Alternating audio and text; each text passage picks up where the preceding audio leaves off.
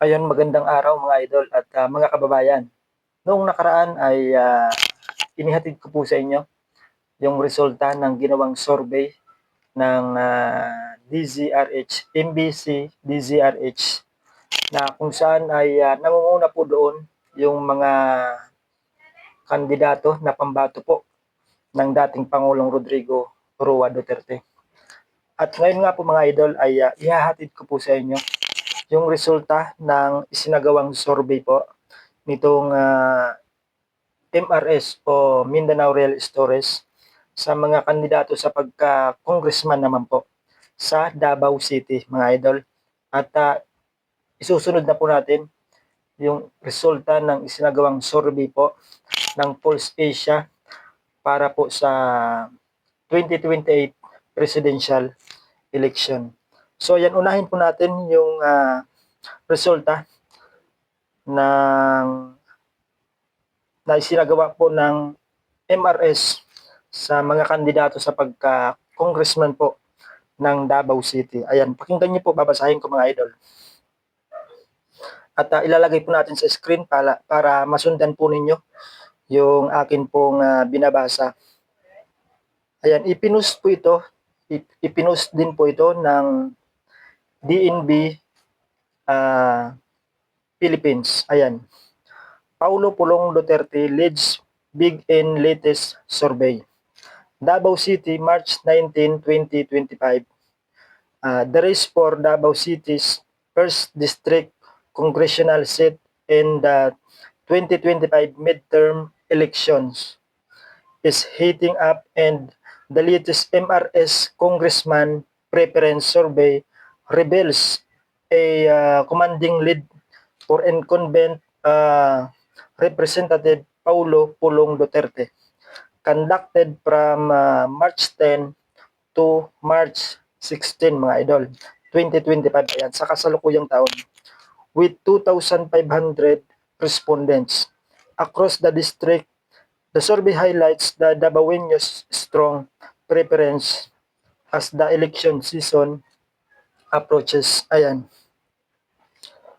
So, hindi na po natin patatagalin mga idol. Narito po ang mga porsyento na kanila pong nakuha mga idol. Ayan, nangunguna po itong anak ng dating Pangulo na si Rodrigo Roa Duterte. Ayan, ito pong si Paulo Pulong Duterte na mas kilala sa tawag na Pulong Duterte. Ayan, ang nakuha po niya mga idol ay 84.2%. At sinundan po ito nitong si Margarita Nograles na may nakuha din pong 10.2%. Ayan, ang pangatlo po ay ito pong si Maria Victoria Maglana na mayroon pong nakuhang 0.6%. Ayan, ang pang-apat po ay ito pong si Janet Habenes. Ayan, tama ba yung pronounce? Janet Habenes na mayroon pong nakuhang 0.4%. At ang panglima mga idol ay ito pong si Rex Labis na may nakuha pong 0%. Ayan. Tsaka yung undecided po ay 4.6% mga idol. So kung mapapansin natin, 5 po sila na mga kandidato sa pagka-congressman na naglalaban-laban po dito po sa Davao City. At kung mapapansin niyo mga idol, nangunguna po itong anak ng dating Pangulong Rodrigo Roa Duterte na si Paulo Duterte na mayroon pong nakuhang 84.2%. At yung kanyang kasunod ay mayroong nakuhang 10.2% itong si Margarita Nograles. Ayan. Kung mapapansin niyo mga idol ay napakalayo. Napakalayo po ng kanilang agwat sa porsyento. Ayan po.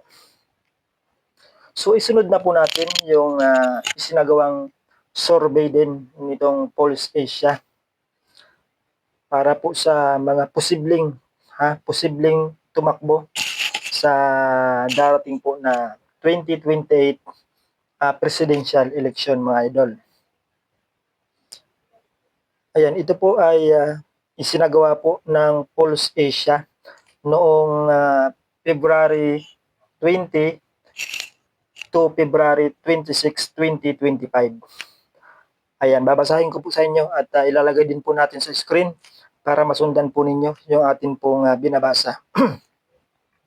Although the presidential and vice presidential elections are still in May 28, there are many talks about the individuals who will possibly run for the highest government positions.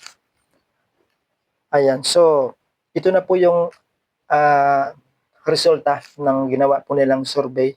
Ayan, ginawa po nila itong survey noong February 20 to February 26, 2025. Ayan, nangunguna po itong anak din po ng dating Pangulong Rodrigo Roa Duterte na si Sara Duterte o mas kilala sa tawag na Inday Sara. Ayan, na kasalukuyan din po itong Vice President ng Republika ng Pilipinas. Ayan, ang nakuha po ni Sara Duterte ay 39% mga idol. At ang pangalawa ay ito pong si Rapi Tulfo na mayroon pong nakuhang 28% mga idol. At ang pangatlo ay ito pong yung anak ni Fernando po Jr. na si Grace po na may nakuha pong 14% mga idol. Ayan. At ang pang-apat po ay ito pong si Senadora Risa Hontiveros na mayroon pong nakuhang 5% mga idol.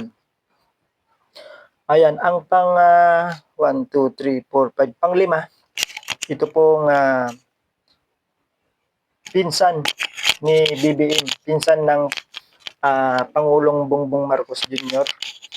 Ito pong si Martin Romualdez na kung hindi tayo nagkakamali, siya din po yung speaker ng House of Representatives mga idol. Yan, ang nakuha po niya ay 1% mga idol. Ayan. So yung binasa ko ngayon, ito po yung posibleng tumakbo na mga kandidato sa pagka-presidente sa darating po na 2028 presidential election. Ayan. Si Sara Duterte, si Rapi Tulfo, si Grace po, si Hontiveros, Risa Hontiveros at saka si Martin Romualdez. Ayan, sila po yung posibleng tumakbo sa pagka-kandidato sa pagka-presidente sa darating po na 2028 presidential election.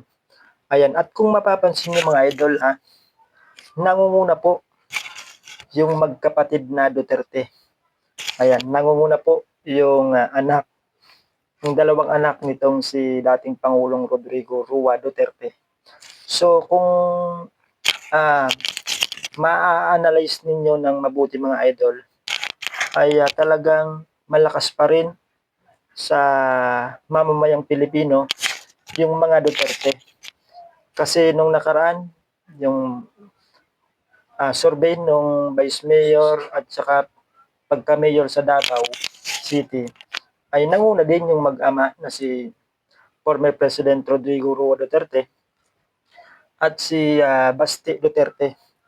So, bali mga Duterte po yung nanguna dito po sa ating ibinigay sa inyong resulta ng mga survey. Ayan, kaya napakalakas pa rin po ng mga Duterte sa taong bayan. So hanggang dito na lang po muna mga idol yung ating pagbibigay ng resulta. At abangan niyo po pagka mayroon na pong bagong inilabas na resulta ang NBC-DZRH saka yung Arts Live Facebook page ay agad po namin ipararating sa inyo mga idol. So maraming salamat po sa inyong panonood at ingat po tayong lahat.